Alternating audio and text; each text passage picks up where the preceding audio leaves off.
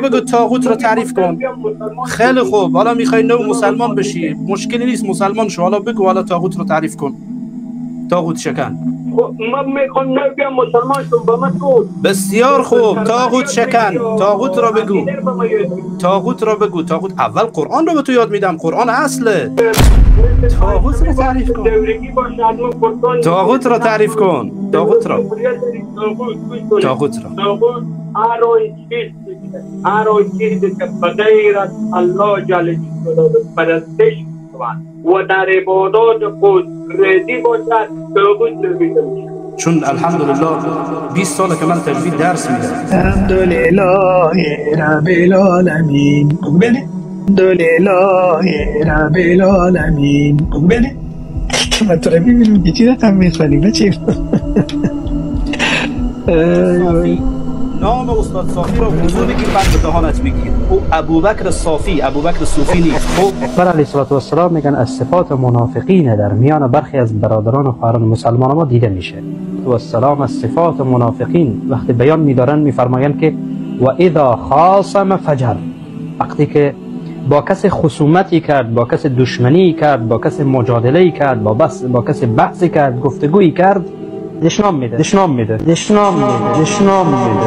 برو فیلم سکس را جمع کن. کدام سکس؟ همون سکسی که با خواهرت بود یا با مادرت؟ بگو برای من. برو فیلم سکس را جمع کن. کدام سکس؟ همون سکسی که با خواهرت بود یا با مادرت؟ بگو برای من معین کن که کدام را میخوای که من حذف کنم، کدام را میخوای که از بین ببری. به به دوستان عزیز، خیلی خوشحالیم که استاد فاطی را با خود داریم. حتما ایشان را فالو بکنین. برو فیلم سکس را جمع کن. کدام سکس؟ همون سکسی که با خواهرت بود یا با مادرت؟ بگو برای من. نام استاد صافی را وضو بگیر، بعد به دهانت بگیر. او ابوبکر صافی، ابوبکر صوفی نیست.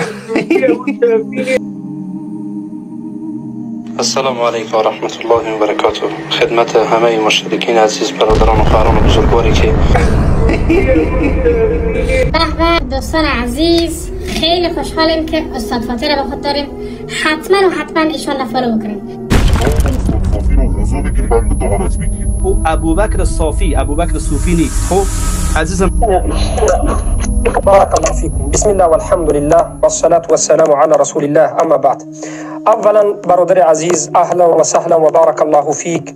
سوالهایی که شما دادید همش در مسائل اصول است، اصول اعتقاد است. و این کسی که شما به نزد او رفتید والله اعلم کی است؟ خیلی جاهل است. الله المستعان، خیلی جاهل است. اهل بدعت است. خواه جهمی باشد، خواه خوارج باشد، خواه حزبی باشد، یا صوفی یا اشعری ماتریدی طاغوت پرست، اینها که برادر عزیز به دینشان یقین ندارند، اینها که حجت برای اعتقادشان ندارند، حتی از یک انسان مسلمان عادی میترسند. وقتی که از او سوال میکنی، بجای اینکه به سوال تو جواب گوید، از این طرف داخل اختبارت میکند، از اختبار او گذشتن نمیتونی، راست گویی دروغ میگوید، تو را دروغگو میکند، حقیقت بگویی این کارت میکند. مقصد چیست؟ مقصد این که جهمی ها انا همچنین انسان ها هستند. لیکن بالاخره ما میگوییم وقتی که طاغوت را از شما سوال کرد، شما گفتید که هر چیزی که عبادت کرده شود بغیر الله و او راضی باشد، این تعریف شما تعریف علمی عادی است. و این تعریف شما و این بیان کردن شما و این فهمش شما در بالای معنای طاغوت صحیح است. و این سخن شما عیناً همون سخن محمد ابن عبدالوهاب رحمه الله است که شیخ الاسلام گفتند الطاغوت، طاغوت یعنی کل ما عبد من دون الله و هو راض، هر چیزی که بجز الله عبادت کرده، پرستش کرده می شود در حالتی که او راضی باشد. شرط رضا در اینجا، یعنی یک انسان ما کدام وقت طاغوت میگیم؟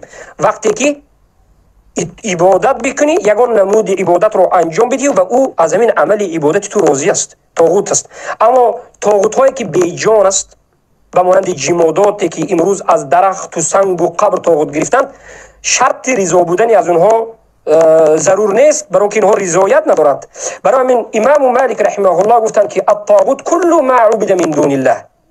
طاغوت همه، لیکن بهترین معنای طاغوت را ابن القیم الجوزی شیخ الاسلام رحمه الله گفتند که الطاغوت كل ما تجاوز به العبد حده من معبود او متبوع او مطاع من اقوال او افعال ظاهره او باطنه. طاغوت همه اون چیزهایی که بنده از حد میگذرد، تجاوز از دایرهش میکند در پیروی، در عبادت و در اطاعت. کسی رو اینچنین سخت پیروی کردی که پیروی قرآن و سنت یک طرف ماندی، به پیروی او میری. مقلد هم در بعضی حالت طاغوت پرست میشود. قرآن و سنت میبری این کار میکند، طاغوت پرست شد، سخن دیگر میگیرد. یا که در اطاعت لشکرهای طاغوت ما چرا طاغوت پرست میگیم؟ اطاعت در رئیسشان چنین غلو کردن که اگر امر کند که برایت فلان مسجد رو نابود کنید، مسلمان ها رو بکشید، سجن کنید، میرد میگن این امر از علاج نیست، میگن لیکن خودشون مسلمان میگن، در حالتی که طاغوت پرست شدن، در اطاعت غلو کردن. اطاعت عبادت است و این طاغوت پرستی فقط به اعتقاد نمیشود. خیلی که جهمی ها ذکر میکنند، ابن القیم الجوزی میگن من اقوال به زبان باشد او اعمال یا به عمل باشد، یعنی یا به سخن یا به عمل. سخن زبان، سخن دل، عمل جسم و عمل قلب. به همه این نمود انسان طاغوت پرست شدنش ممکن است. خیلی شیخ الاسلام ابن تیمیه رحمه الله این ذکر کردن. و بالاخره میگوید که ظاهر یا باطن، یا ظاهرا انسان طاغوت پرست می شود یا باطنا. یکی از علمای عصر حاضر میگوید که بسیار انسان های ما امروز میبینیم که ظاهرا موحد میتابد، چقدر موحد زیبا است، قبر را عبادت نمی کند، طواف به غیر الله نمی کند، به غیر کعبه، اما میبینی که در گرد نفس خود طواف میکند. هر چیزی که نفسش خواست حق است، قرآن و سنت هم به خاطر نفسش ترک میکند. برای پیامبر صلی الله علیه و آله گفتن لا یؤمن احدکم حتی یکون هواه تبعا لما جئت به. شما مؤمن نمیشوید تا همان زمانی که، مگرم تا همان زمانی که هوای و هوس شما تابع قرآن و سنت باشد. هوای هوس تابع قرآن و سنت نباشد، طاغوت پرست است، طاغوتش نفسش است. امروزه جهمی ها از این جهت هم طاغوت پرست هستند. قرآن و سنت قبول ندارند، سلف صالح قبول ندارند، خودشون چرت و پرت میگن. بالاخره در باب طاغوت او کسی که امروز ما صحبت کرد خیلی به شما تهمت کرده و جهالت است. شاید اون مسائل ابتدایی رو بیخبر است، از اصول دین بیخبر است، شرم بود برای او.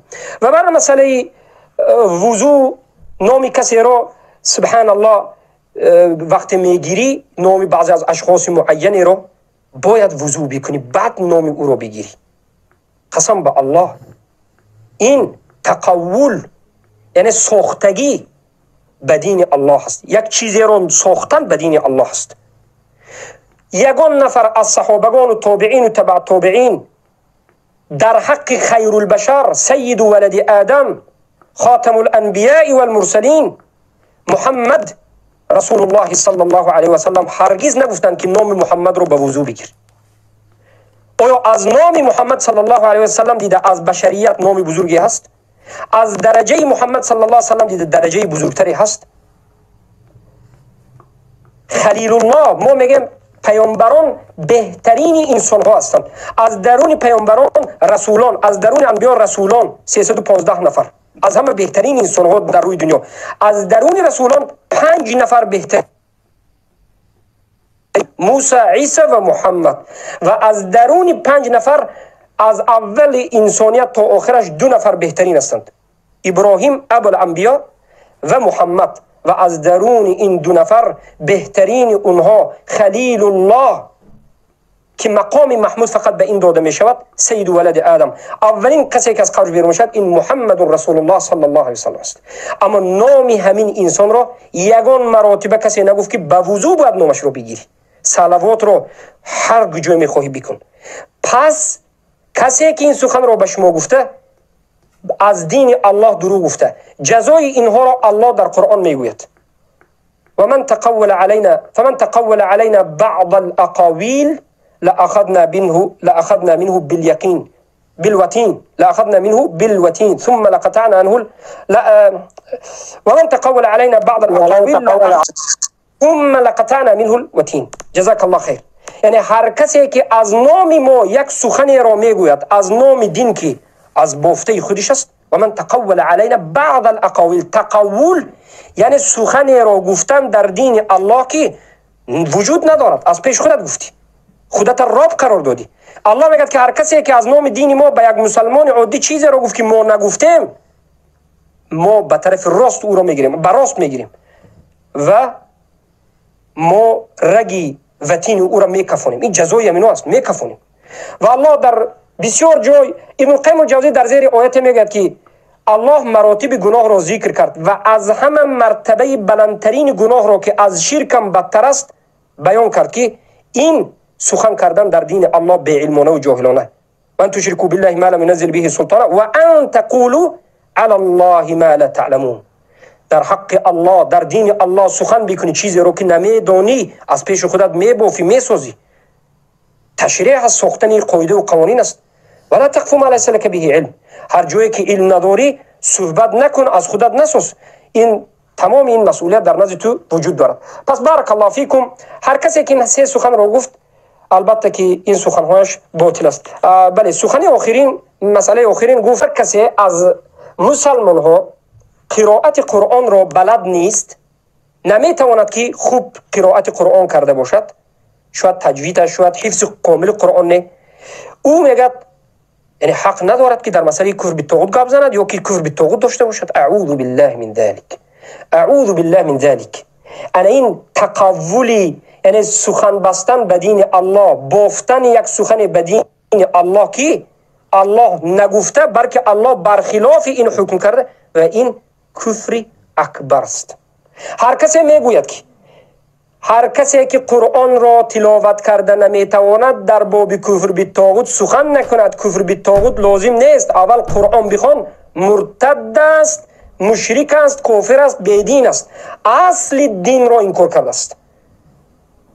7 مراتب الله در قرآن در باب طاغوت صحبت میکرد. ببین همه پیامبران از نوح علیه السلام تا خاتم الانبیا محمد صلی الله علیه وسلم اولین دعوتشون انا همین کفر بالطاغوت بود و اولین امر الله و اولین فرض الله هم انا همین کفر ورزیدن به طاغوت بود. زیرا که اگر ایمان به الله آوردی اما قلب تو آمیخته به کفر است، عاشق کفر است یا که کفر بالطاغوت ندارد، پس به قلب نجسی که کفر بالطاغوت ندارد ایمان رو داخل کردی، ایمان به وجود نمیاد.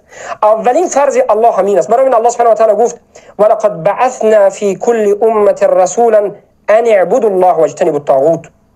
ما به هر یک قوم امت رسولانی را، انبیای را ارسال نمودیم، فرستادیم که یک چیز دعوت میکردن. همه رسول و انبیا بعد از نوح علیه السلام، زیرا تا نوح علیه السلام از آدم تا نوح 2000 سال همه در حالت توحید، کفر بالطاغوت و ایمان به الله زندگی میکرد.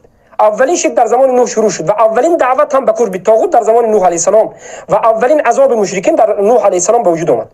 و از همون روز تا امروز اولین دعوت همه پیامبران چی بود؟ ان اعبدوا الله، الله عبادت بکنید، واجتنبوا الطاغوت، اجتناب از طاغوت بکنید. در سوره بقره و 256 الله شرط مسلمان شدن، شرط صحت اهل لا اله الا الله شدن را دو چیز ذکر کرد: کفر بالطاغوت و ایمان به الله. اگر از این شرط یکیش به وجود نیاد، مشروط هم یعنی ایمان هم لا اله الا الله در تو به وجود نمیاد. 1000 مراتب لا اله الا الله بگو، کفر بالطاغوت نداری، لا اله الا الله به تو فایده ندارد. زیرا که لا اله الا الله فقط به گفتن نیست، بلکه به رکنی انجام رکن است که اولیش کفر بالطاغوت است. الله سبحانه و تعالی میگوید فمن یکفر بالطاغوت و یؤمن بالله فقد استمسک بالعروة الوثقى. هر کسی که کفر ورزید به طاغوت و ایمان آورد به الله، انمین چنگ زده است، انا همچنین انسان ها چنگ زده اند به لا اله الا الله. اهل لا اله الا الله همون کسانی که دو صفت رو دارن: کفر بالطاغوت و ایمان به الله. اما اول کفر بالطاغوت است که قلبت پاک باشد و ایمان به الله به بالای اون بیاید. و در جای دیگر الله سبحانه و تعالی میگه الذين اجتنبوا الطاغوت ان يعبدوها وانابوا الى الله لهم البشرى. بشارت برای جنت بریزوگی الله به کسانی داده می شود که اینها اجتناب کردند از عبادت نمودن طاغوت، یعنی طاغوت پرستی را ترک کردند از طاغوت پرستی دست کشیدند و بازگشتند به سوی الله. برای همینها بشارت است. و کسی بیاید بگوید که تو قرآن خوانده نمیتوانی، برای تو کفر به طاغوت حالا صحبت کردن شرط نیست، بگوید همه این آیات ها را انکار کرده، اصل دین انکار کرده. رسول الله صلی الله علیه و سلم وقتی که اولین وحی بعد از اقرا دومین بود، یا ایها المدثر قم فانذر وربك فكبر وثيابك فطهر والرجز فهجر، همین دعوت به چی بود؟ به دعوت به سوی لا اله الا الله بود. اولین دعوتشون بعد از نازل شدن اقرا در غار حرا، دومین آیت دعوت به سوی کفر به طاغوت و ایمان به الله بود. 10 سال پیامبر آیا به صحابگان قرائت را تعلیم فقط دادند؟ نماز نبود، روزه نبود، حج نبود، جهاد نبود، چیزی از این عبادت ها نبود، نماز جمعه هم نبود. در اونجا پیامبر 10 سال چیکار کردند؟ انا همین لا اله الا الله که کفر به طاغوت و ایمان به الله است و اصل ایمان هم کفر به طاغوت و ایمان به الله است. این دو رکن است که به این ایمان به وجود نمیاد. و کسی که انا همین کفر به طاغوت ندارد مسلمان نیست، اصل دین ندارد. قبر پرستا کفر به طاغوت ندارند، لشکران طاغوت کفر به طاغوت ندارند. و مسلمانی که طاغوت نشناخت، کفر به طاغوت به علم ندارد، اینم جاهل بدین است. و کسی که آموختن اینا میگوید که پس از قرآن است، این حالا اسلام نفهمید است. اصل اسلام آورده است به مستحبات برده است به اصل دین. و این دیوانگی رو ما فقط در جهمی های زمانه میبینیم که جهم ابن صفوان برای اینا خنده میکرد. الله المستعان. بفرمایید. جزاک الله خیرا استاد عزیز، الله شما راضی باشه. عبدالله برادر پایینتون باز بکنید کدام سوال دارید؟ اگر عبدالله برادر بفرمایید. عبدالله برادر السلام علیکم. السلام علیکم و رحمت الله و برکاته. جزاکم الله خیرا. شیخ صاحب عزیز، یک سوال ما دارم. در امی صفحه تیک تاک یک شخص به نام ابوبکر صافی همیشه لایف میگیره و بعض اوقات ما در لایف از این شخص شاهد هستیم بعض کسا ازش در مورد طاغوت میپرسند که استاد طاغوت چی است؟ و جواب امی شخص به نام ابوبکر صافی امی است که شما اول باید نماز را یاد بگیرین، اول برین قرآن را بیاموزین و کفر به طاغوت را بگذارین، چون بزرگترین علما در این رابطه صحبت نکردند. یعنی گفتن میگه که در مورد کفر به طاغوت بزرگترین علما سکوت کردند. این وظیفه هر عامی نیست که در این رابطه صحبت کنه. آیا این صحبت از اینا یا جواب از اینا درست است یا خیر؟ جزاک الله خیر. برکات و برادر عزیز، اهلا و سهلا و بارک الله فیک. سوالی که شما دادید از سوالی پیشتر هم که قرآن را تو یاد نداری، کفر به طاغوت را یک طرف بگذار، باز واضح‌تر است و باز واضح‌تر است که اولا هر کسی که همین سخن را میگوید به مجرد گفتن همین سخن مرتد است، کافر است، اصل دین انکار کرده، نفهمیده و گفت است که این به یک طرف بگذارید. اعوذ بالله من ذلک.